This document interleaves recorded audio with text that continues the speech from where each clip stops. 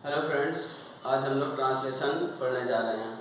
Translation में जो important है हाउ टू, इसका मतलब आता है, लेते हो, आएगा, लोगे, इस हिसाब से सेंटेंस आते हैं। ऐसे सेंटेंस में जो सबसे ज़्यादा इम्पोर्टेंट होता है वो ये होता है कि ये सेंटेंस पॉजिटिव केस में लोग पूछते हैं, लेकिन वो होता है इंट्रोगेटिव में। जैसे कि अगर हम कहीं गए हैं और कोई कुछ कर रहा है, अगर हम उससे पूछेंगे कि हम भी करें, तो वो डायरेक्ट हमसे क्वेश्चन पूछेगा कि तुम कर लेते हो या ये तुम्हें करना आता है।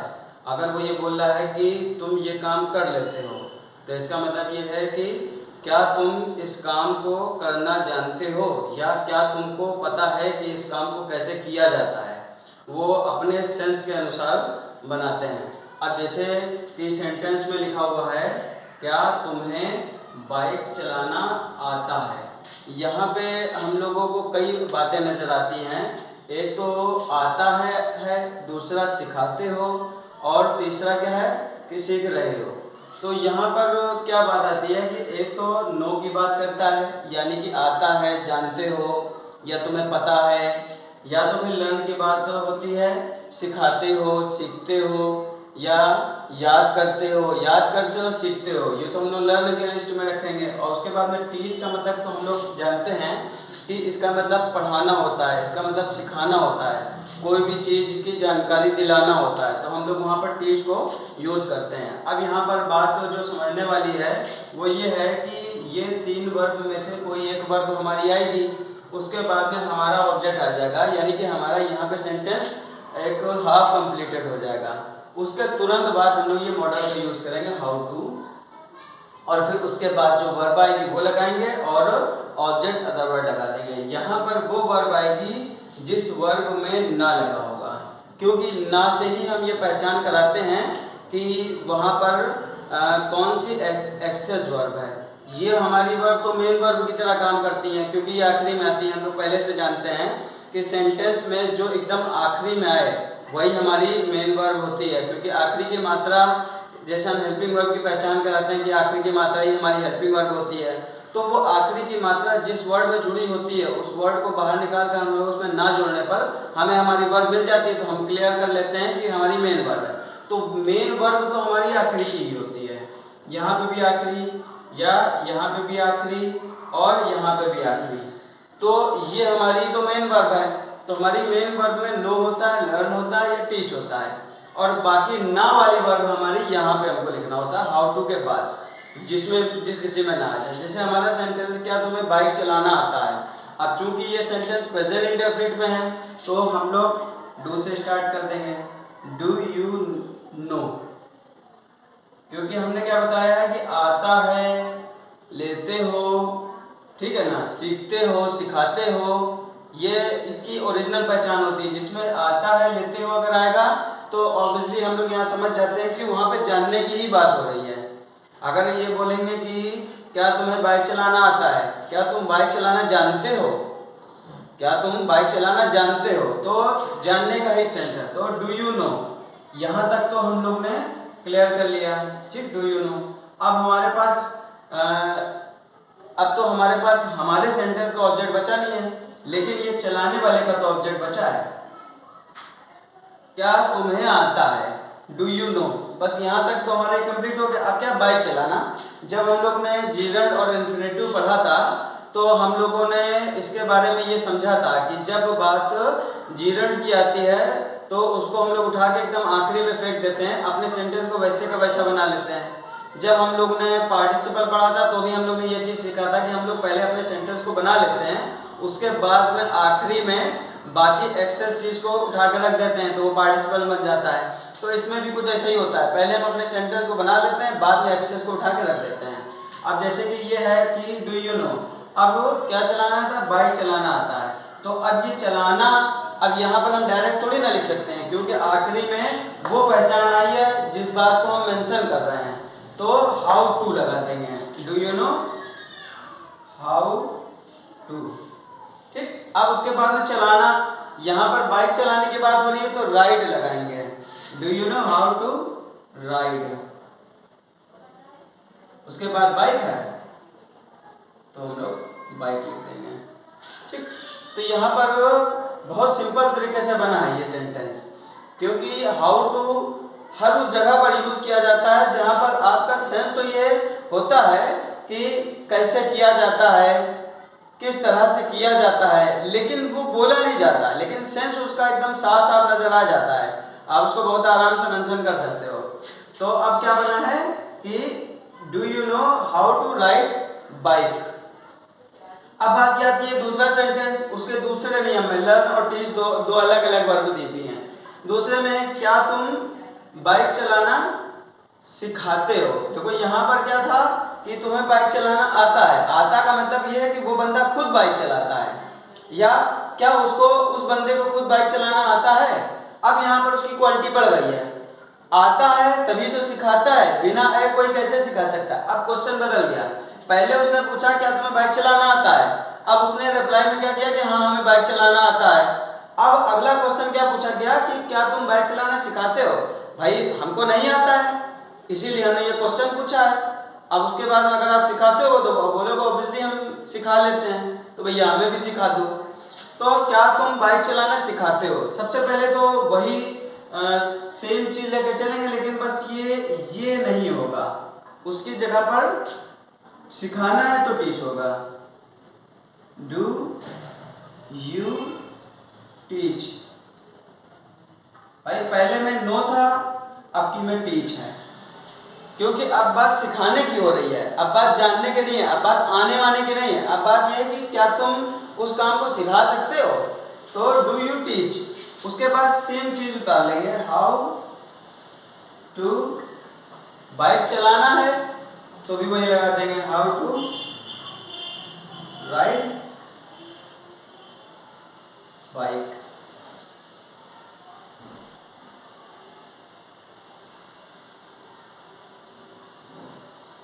तो कहने का मतलब यह है कि वो एक ही तरीके से बना है, उसमें कुछ भी नया ऐड नहीं हुआ है। Do you know how to ride bike, do you teach how to ride bike, एक ही चीज है। अब यहाँ पर हम लोग तीसरे सेंटेंस की तरफ बढ़ते हैं। तीसरे को भी इसी से बनाया जा सकता है, लेकिन हमने अलग अंदाज से बनाया है। हम एमएसएम क्लासेस से अंग्रेजी बोलना सीख रहे हैं। अब ये कॉन्टिन्यूअस है, वो दोनों प्रेजेंट इंडेफिनिट में था। अब हम लोग कॉन्टिन्यूअस की तरफ आगे बढ़ते हैं कि एमएसएम क्लासेस से हम अंग्रेजी बोलना सीख रहे हैं। तो सबसे पहले हमको क्या करना होता है कि हम लोग अपनी फॉर्मेलिटी को पहले अदा करते हैं। सब्जेक्ट हेल्पिंग वर्ब, अब सीख रहे हैं तो लर्न आएगा वी, उसके बाद रहे हैं वी के साथ में हमारा आर आता है। अब उसके बाद में इनमें से कुछ आएगा, लर्न आएगा,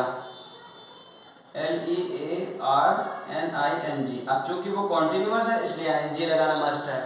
तो वी आर लर्निंग, क्या चीज बचा, हाउ टू स्पीक इंग्लिश।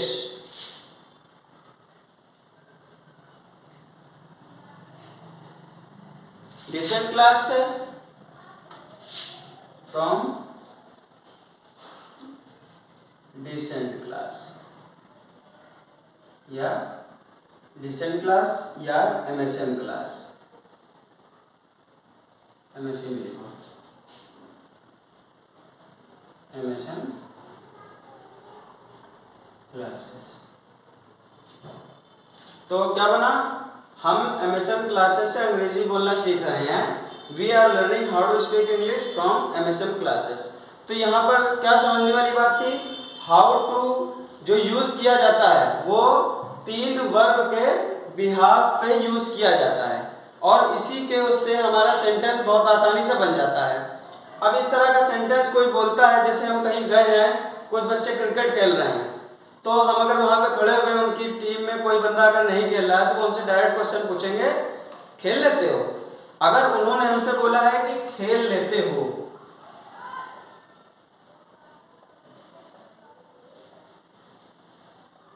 अगर उन्होंने बोला है कि खेल लेते हो, तो इसका मतलब कि कहीं ना कहीं ये क्वेश्चन है। हमको अगर रिप्लाई करना पड़े, क्वेश्चन का मतलब ही यही होता है, अगर हमको रिप्लाई करना पड़ रहा है तो ऑब्वियसली वो क्वेश्चन है, और अगर हमको रिप्लाई नहीं करना पड़ रहा है तो फिर वो क्वेश्चन भी नहीं है। तो खेल लेते हो अगर सामने वाले ने बोला है तो ये जितना सिंपल दिख रहा है उतना सिंपल होता नहीं है। इस तरह के सेंटेंस को हम लोग इसी स्ट्रक्चर पर रखते हैं। यहाँ पर खेल लेते हो का मतलब ये होता है कि do you know how to play, do you know how to play. तो वही चीज बना क्या कि खेल लेते हो, यानी कि क्या तुम जानते हो कि कैसे खेला जाता है।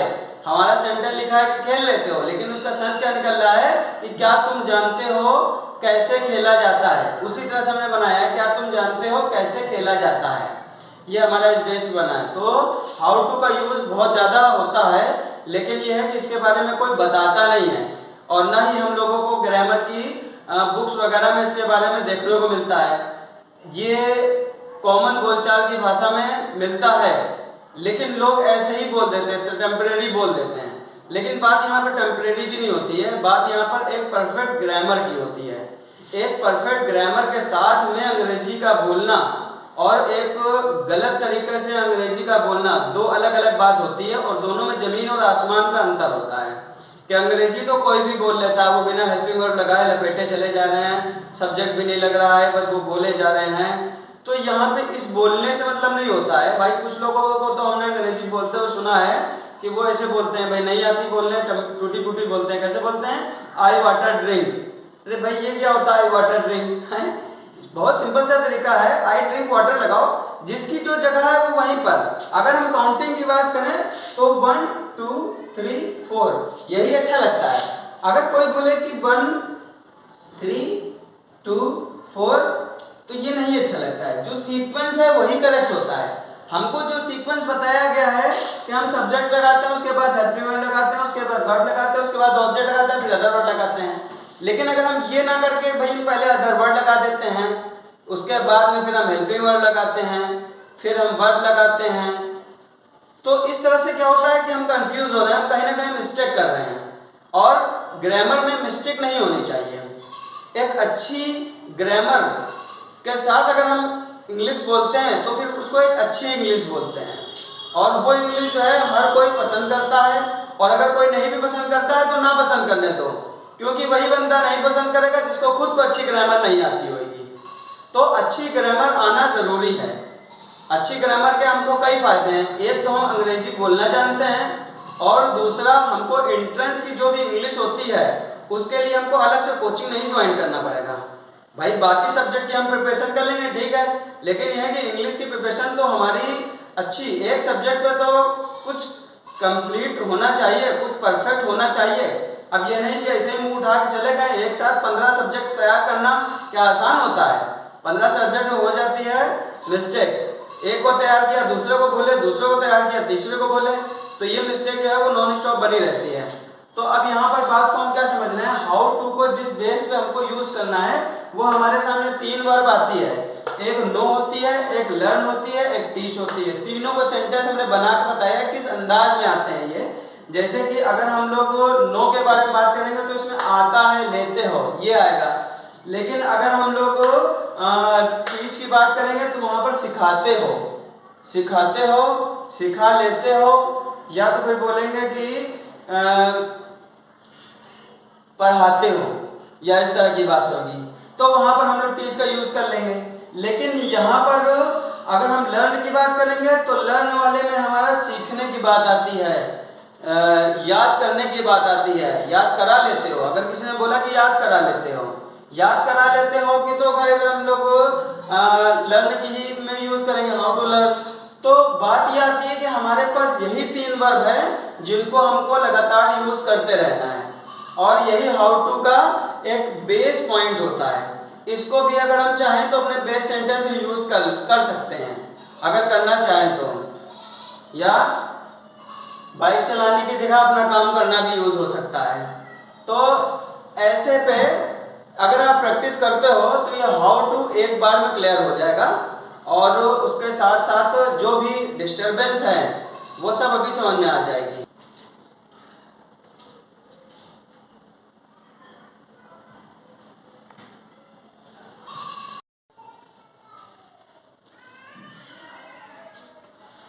अब हम पढ़ने जा रहे हैं बी लाइकली टू। इसका मतलब होता है संभावना होना या उम्मीद होना। ट्रांसलेशन में हर वो चीज़ इम्पोर्टेंट होती है जो हमको बोलने में ज़रूरत पड़ती है, और अगर हमको तैयार होता है तो हम वहाँ पर बोल देते हैं, लेकिन अगर हमें नहीं तैयार होता है तो हम लोगों को वहाँ पर रुकना होता है, या हम वहाँ पर उसके बदले में कुछ और सेंटेंस को बोल दें। भाई कई जगह पर क्या होता है कि अगर हमको किसी का आंसर नहीं होता है तो हम लोग उस आंसर को ही गायब कर देते हैं, हम लोग अपने आप को जो दूसरा याद है तो उसको लिख देते हैं, क्वेश्चन भी बदल गया साथ ही साथ। तो अगला क्या है, बी लाइकली टू, जिसका मतलब होता है संभावना होना या उम्मीद होना। अब इस तरह के सेंटेंस में कॉमन जो स्ट्रक्चर होता है वो होता है हमारा सब्जेक्ट, और सब्जेक्ट के बाद में हम लोग हेल्पिंग वर्ब लगाते हैं, फिर मॉडल लगाते हैं, वर्ब लगाते हैं, ऑब्जेक्ट लगाते हैं। मॉडल हमारा बी लाइकली टू है, और बी लाइकली टू, बी का मतलब हम पहले की कई वीडियो में बता चुके हैं कि बी का मतलब अगर वो सिंपल प्रेजेंट है तो इज एम आर में कुछ आएगा, और अगर वो सिंपल पास्ट है तो वो वॉज या वर में आएगा, और अगर वो फ्यूचर में है तो विल बी या शैल बी आएगा। अब चूंकि शैल बी का यूज़ हम लोग उस हिसाब से अब करते नहीं हैं तो विल बी का ही हम लोग यूज़ करते हैं कॉमन बेस पे। तो अब जैसे हम सेंटेंस को देख रहे हैं कि आज उसे यहाँ आने की संभावना है, या आज उसके यहाँ आने की संभावना है, या आज उसके यहाँ आने की उम्मीद है, ये हर अलग अलग तरह से बोला जा सकता है, लेकिन सेंटेंस बनेगा एक ही तरह से। उसके लिए हम क्या करेंगे, सबसे पहले तो हम लोग अदर वर्ड नंबर 1 लिखेंगे, जैसा कि हम लोग ने ग्रामर के नियम में पढ़ा हुआ है टुडे। उसके बाद अब सब्जेक्ट लगाएंगे, आज उसे यहाँ आने की संभावना है, कौन यहाँ आएगा, किसके यहाँ आने की उम्मीद है, उसे, ही। अब उसके बाद में हम लोग हेल्पिंग वर्ब लगाएंगे, हेल्पिंग वर्ब हमारी क्या है, संभावना है, तो ही इज। उसके बाद वही likely to, he is likely to. अब क्या वर्ब हमारी क्या है, आने की, कहाँ आने की, यहाँ। सिंपल में हमारा सेंटेंस बन गया, आज उसे यहाँ आने की संभावना या उम्मीद है, तो today he is likely to come here. कितनी आराम से हमारा सेंटेंस बन गया। इस तरह के सेंटेंस में हम लोग हमेशा कंफ्यूज हो जाते हैं, और जब बनाने की बात आती है तो हम लोगों को ये समस्या आ जाती है कि कैसे बनाएं। भाई ये संभावना, अब संभावना की क्या क्या हम मीनिंग लिखें वहाँ पे, भाई एक्सपेक्टेशन तो लगा नहीं सकते हैं, वो तो चलो एक आशा है, वो उम्मीद है, ठीक है, लेकिन वो वर्ब थोड़ी ना है, और वर्ब हमें मिलेगी कहाँ से, ट्राई भी नहीं लगा सकते हैं, कोशिश, एफर्ट नहीं लगा सकते हैं, प्रयत्न, प्रयास। तो यहाँ पर बात होती है कि हमारे लिए एग्जैक्ट वर्ब चाहिए होती है जो कि एक ही सेंस दे, तो उसके लिए हम लोग इस मॉडल का यूज़ करते हैं लाइकली टू का। और बाकी भी उसके साथ की हेल्पिंग वर्ब होती है। प्रेजेंट की बात होगी तो इसे मार में से कुछ एक आ जाएगा, पास्ट की बात होगी तो वहाँ वाजदार में कोई एक आ जाएगा, फ्यूचर की बात होगी तो वहाँ पर हमारा विल बी, शैल बी में कुछ आ जाएगा। वैसे तो हम लोग तो विल बी लगाते हैं, लेकिन शैल बी बोल देते हैं वैसे फॉर्मेलिटी में। तो today he is likely to come here. अब ये इस तरह का सेंटेंस तो बहुत बनता है आजकल के मौसम को देखते हुए, या बारिश होने की संभावना है, ओले गिरने की संभावना है। तो जब न्यूज़ वगैरह हम लोग सुनते हैं तो बोलते नहीं है कि उधर बारिश होने की संभावना है और ओले गिरने की संभावना है, आज धूप निकलेगी, आज धूप निकलने की उम्मीद है, धूप निकलने की संभावना है, काले बादल छा रहे हैं, बारिश होने की उम्मीद है, बारिश होने की संभावना है। तो ये एक तरह की एस्ट्रोलॉजी होती है, एक तरह की इमेजिनेशन होती है। भाई इंसान पहले से ही एक्सपेक्ट करता है कि ऐसा हो जाएगा, वो हो जाता है, वही अलग बात है। तो ऐसे सेंटेंस अगर इंसान एक्सपेक्टेशन करता है, अगर वो किसी तरह की कोई उम्मीद लगा के रखता है, तो सेंटेंस तो बनना चाहिए ना। हम लोग को उसकी भविष्यवाणी से मतलब नहीं है, हम लोगों को उस बात को बोलने से मतलब है कि हम उसको बोलेंगे तो कैसे बोलेंगे। तो हम लोग इस तरह से बोलेंगे आज बारिश होने की उम्मीद है, तो सबसे पहले तो हम लोग टुडे लिखेंगे। उसके बाद में हम लोगों को अच्छे से पता है, कल की इससे पहले वाली वीडियो में हम लोगों ने इट के बारे में पढ़ा था, और इट के बारे में हमने जाना था कि इट जो है वो मौसम के लिए यूज़ किया जाता है, समय के लिए यूज़ किया जाता है, और दिन के लिए यूज़ किया जाता है, और एक तरह से न्यूट्रल जेंडर में आता है, निर्जीव चीज़ों के लिए यूज़ किया जाता है। तो अब हम इसको अगर हम बनाएंगे तो सब्जेक्ट हमारा क्या है, रेन तो हमारा सब्जेक्ट है नहीं ना, इट हम सब्जेक्ट लेके चलेंगे। टुडे इट, हेल्पिंग वर्ड तो इजी आएगा क्योंकि है आया है, इट इज। उसके बाद आप सेम मॉडल लगा देंगे, it is likely to rain. तो कितनी आराम से सेंटेंस बन गया, today it is likely to rain.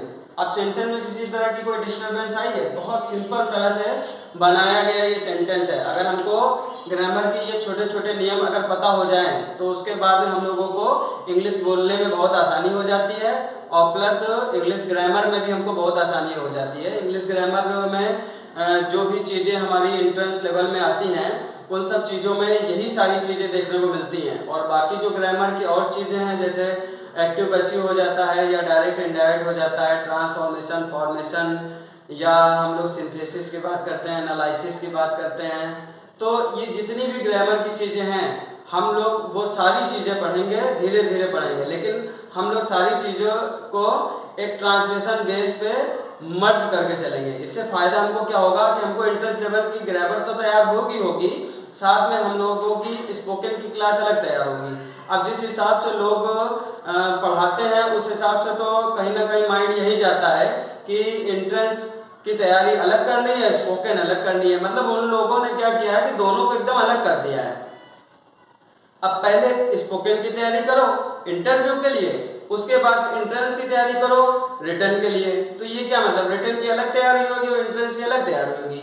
भाई यहाँ पर बात क्या है, रिटर्न अलग है, इंटरव्यू अलग है, लेकिन अगर हम उसको मिक्स करके एक कर दें तो एक ही बार पढ़ेंगे, दोनों तीनों चीज़ें तैयार हो जाएगी।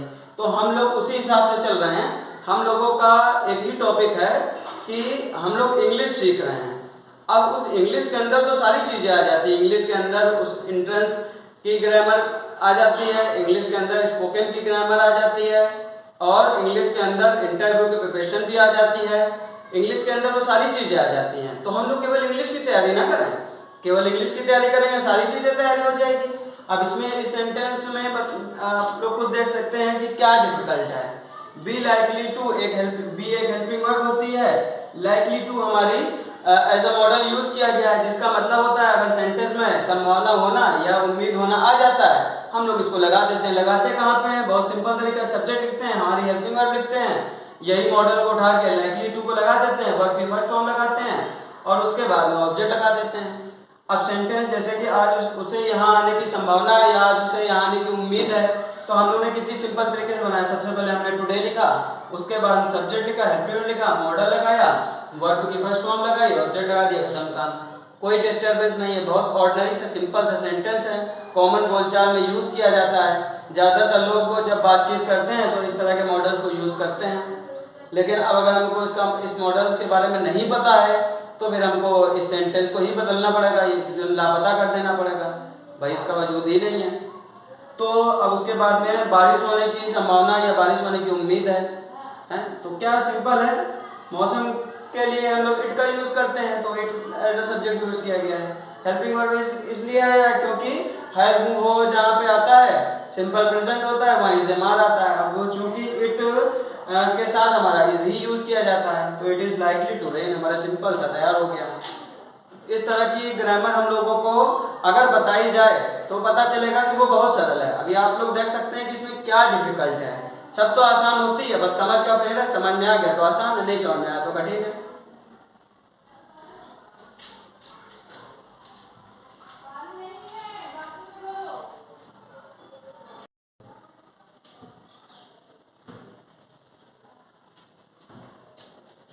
अब हम पढ़ने जा रहे हैं वुड प्रेफर के बारे में, जिसका मतलब होता है ज़्यादा पसंद है। ये भी सेंटेंस में आ जाता है। कभी कभी लोग बोलते हैं कि मुझे पढ़ना पसंद है या मुझे पढ़ना ज़्यादा पसंद है। भाई पढ़ना पसंद है तो ठीक है, लेकिन यह है कि अब कोई चीज़ ज़्यादा पसंद है, किसी चीज़ में ज़्यादा इंपॉर्टेंट दिया जा रहा है, या कभी कभी क्या होता है कि कंपेयर भी कर दिया जाता है कि मुझे पढ़ने से ज़्यादा खेलना पसंद है, खेलने से ज़्यादा पढ़ना पसंद है, घूमने से ज़्यादा टहलना पसंद है, टहलने से ज़्यादा घूमना पसंद है, तो लोग कंपेयर भी कर देते हैं। इस तरह के सेंटेंस को बनाने में हम लोगों को अक्सर डिफ़िकल्टी होती है और हम कुछ ना कुछ ऐसे लपेट देते हैं। तो यहाँ पर मसला लपेटने का नहीं होता है, ग्रामर को एक सही अंदाज से पेश करने का होता है। तो वुड प्रेफर का यूज़ हम लोग कहाँ पे करते हैं, ज़्यादा पसंद है के लिए करते हैं। देखो शाम में मिस्टेक हो भी सकती है, सज्जम वाला साहब, सिटी वाला साहब, हिंदी ज़्यादा अच्छी तैयार नहीं है तो इंग्लिश में हम लोग इन्फॉर्मेशन ले रहे हैं यहाँ पे। तो सबसे पहले हम लोग सब्जेक्ट लिखते हैं, फिर मॉडल लिखते हैं, वर्ब की फर्स्ट फॉर्म लिखते हैं, ऑब्जेक्ट लिख देते हैं। तो यहाँ पर जो देखने वाली चीज़ है वो ये है कि मुझे पढ़ना ज़्यादा पसंद है। अगर हम इस स्ट्रक्चर के अकॉर्डिंग जाएंगे तो क्या बनाएंगे कि सबसे पहले तो हम सब्जेक्ट लिखेंगे आई, उसके बाद में हम अपना मॉडल लिखेंगे वुड प्रेफर।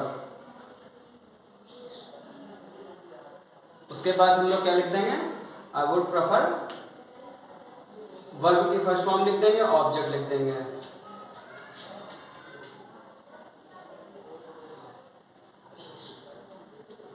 ठीक है, लेकिन यहाँ पर एक चीज़ और समझने वाली बात है कि हमारा जो वुड प्रेफर है इसके बाद में टू भी आता है, तभी हमारा इन्फिनेटिव के रूल्स के अकॉर्डिंग बनेगा कि वुड प्रेफर टू, और यहाँ पर भी हमारा टू लगा देंगे, यानी कि मुझे पढ़ना ज़्यादा पसंद है, I would prefer to read. बहुत सिंपल सा सेंटेंस बन गया। या हम लोग इसको ऐसे ही बना सकते हैं कि मुझे खेलना ज़्यादा पसंद है, तो हमने पढ़ना लिखा है, चलो हमको पढ़ना अच्छा लगता है तो हमने पढ़ना बोल दिया है। अगर आपको खेलना ज़्यादा अच्छा लगता है तो आप खेलना भी बना सकते हैं, यहाँ पर कोई बाउंड नहीं है। तो अगर बोलेंगे कि मुझे खेलना ज़्यादा पसंद है तो I would prefer to play, हमको केवल वर्ब चेंज करनी है, टू के बाद में वर्ब को चेंज करनी है, बहुत सिंपल सा सेंटेंस बना देना है। अब अगर कंपेयर वाला सेंटेंस बनेगा, मुझे पढ़ने से ज़्यादा खेलना पसंद है, अगर हम बोलते हैं कि मुझे पढ़ने से ज़्यादा खेलना पसंद है, तो हम लोग किस अंदाज में उसको बनाते हैं कि सबसे पहले हम लोग वही चीज़ पहले सिंपल बना देंगे, आई वुड प्रेफर टू, क्या ज़्यादा पसंद है, जो ज़्यादा पसंद है वो पहले लिखेंगे, I would prefer to play. उसके बाद देन रीड। यहाँ पर क्या हमारा सिंपल सा सेंटेंस बना, I would prefer to play then read, यानी कि हमारा कंपेयर भी हो गया। अगर हम उस सेंटेंस को सिंपल वे पे लेके जाते हैं तो I would prefer to read बन जाएगा, और अगर हम उसको कंपेयर करा रहे हैं किसी दूसरी वर्ब से तो वहाँ पर देन लगा के हम लोग सेंटेंस को बना सकते हैं। वैसे तो देन लगा के जो सेंटेंस बनता है वो हमारा डिग्री में आता है, और इस डिग्री को बोलते हैं comparative degree, CD। Comparative degree में हम लोग देन को लगा देते हैं, जबकि सुपरलेटिव डिग्री में हम लोग टू लगा के कंपेयर कर देते हैं। तो अब यहाँ पर सेंटेंस को बनाने में हम लोगों को कोई भी डिफिकल्टी नहीं है। अगर हम लोगों को नियम पता होता है तो हम लोग उसको बहुत आराम से बना लेते हैं, और इस तरह के नियम हम लोग को किताबों में नहीं मिलते हैं। इस तरह के नियम लोग बोलते हैं, यही वजह है कि किताब से हम लोगों को पूरी तरह से इंग्लिश नहीं आ पाती है, क्योंकि किताब में हम ही आप जैसे लोग उस किताब को लिखते हैं, आगे चल के जब बहुत ज़्यादा आ जाता है किताब को लिख देते हैं हम लोग, तो उस समय हम लोग को जितनी बातें पता होती उतनी बातें हम लोग लिख देते हैं।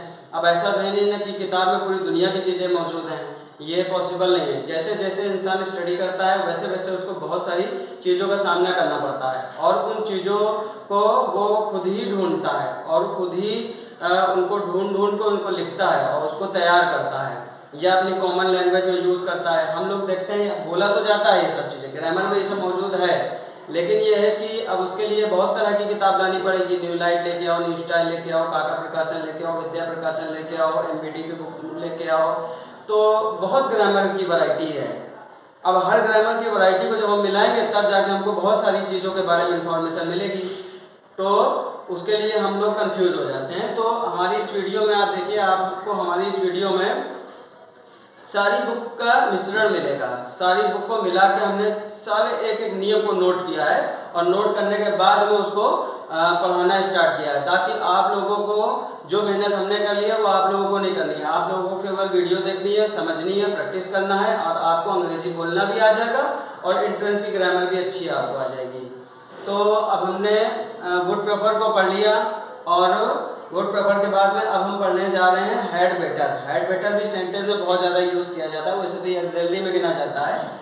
इसका मतलब होता है ज़्यादा ठीक रहेगा या अच्छा होगा। सेम स्ट्रक्चर होता है, सब्जेक्ट, मॉडल, वर्ब के फर्स्ट फॉर्म, ऑब्जेक्ट। अगर हम लोग इसका सेंटेंस बोले तो यही सेंटेंस बनेगा, अब तुम्हारा चुप रहना ज़्यादा ठीक रहेगा। अब तुम्हारा चुप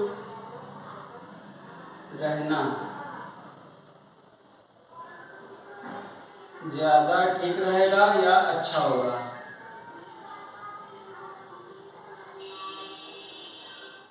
तो ऐसे में हम लोग को क्या बनाना होता है, सबसे पहले तो हम लोग ने एक चीज़ और पढ़ी थी कि जब सेंटेंस में आज, कल, आजकल अब अभी अभी हाल में अगर आता है तो उनको हम लोग अदर वर्ड नंबर 1 कहते हैं और उनको हम लोग सब्जेक्ट से भी पहले लिखते हैं। तो अब चूंकि यहाँ पर अब लिखा हुआ है तो अब को हम लोग नाउ लिखते हैं। सबसे पहले now you had better be silent. अब चूंकि हम लोग जानते हैं कि साइलेंट कोई वर्ब नहीं होती है, इसलिए हम लोगों ने वहाँ साइलेंट के साथ बी लगाया। बी वर्ब होती है, बी माने होना होता है, इसलिए वहाँ पर बी साइलेंट लग के सेंटेंस कंप्लीट हो गया है। तो आज हम लोगों ने ट्रांसलेशन में हाउ टू पढ़ा है, बी लाइकली टू पढ़ा है, हम लोगों ने वुड प्रेफर टू पढ़ा है, हम लोगों ने हैड बेटर पढ़ा है। हम लोगों ने ग्रामर में बहुत अच्छी अच्छी चीज़ें आज पढ़ी हैं और उन सब चीज़ों की हम सब प्रैक्टिस करेंगे। अगर हम लोग प्रैक्टिस करेंगे तो वो हम लोग के माइंड में परमानेंट सेव हो जाएगा और परमानेंट सेव हो जाएगा तो जब कभी हमको बोलने की ज़रूरत पड़ेगी तो हमारे मुंह से अचानक से निकलने लगेगा। किसी भी तरह की कोई डिफ़िकल्ट सोच की ज़रूरत नहीं है कि उसको याद करना पड़ेगा, याद करने की ज़रूरत नहीं है। अगर माइंड में कोई चीज़ आ जाती है तो वो चीज़ परमानेंट सेव हो जाती है। जब हमको उसकी ज़रूरत पड़ती है वो तभी वो हमारे मुंह से निकलती है। लेकिन इसके लिए क्या ज़रूरत पड़ती है? इसके लिए हमको प्रैक्टिस करना पड़ता है और जब तक हम प्रैक्टिस करेंगे नहीं तब तक माइंड में वो सेव होगा नहीं। तो आप लोग इन सब ग्रामर के नियम को आप लोग प्रैक्टिस कर लो, क्योंकि ये सब नियम हम बहुत ढूंढ ढांढ के लेके आए हैं ताकि आपको अंग्रेजी बोलने में बहुत आसानी हो जाए। और एंट्रेंस के जो कोचिंग वगैरह ज्वाइन करते हैं, अच्छी खासी लंबी चौड़ी फीस देते हैं, तो उन लोगों की वो फीस के पैसे बच जाएंगे और दूसरे काम में लगा लेना, उसमें क्या अर्ज है। तो यहाँ पे बात ये आती है कि ग्रामर को हम लोग ज़ीरो से सीख रहे हैं और ज़ीरो से सीख के हम लोग कंप्लीट ग्रामर सीखेंगे, जिसमें हम लोग का डबल ट्रिपल फ़ायदा होगा। पहला तो हम लोग को अंग्रेजी बोलना आ जाएगा, दूसरा हम लोग को इंटरेस्ट लेवल तैयार हो जाएगा और तीसरा हम लोगों को पूरी इंग्लिश आ जाएगी। तो आज के लिए हमारी ये वीडियो काफ़ी है और अगली वीडियो में ट्रांसलेशन के अगले पार्ट के साथ आते हैं। Good bye.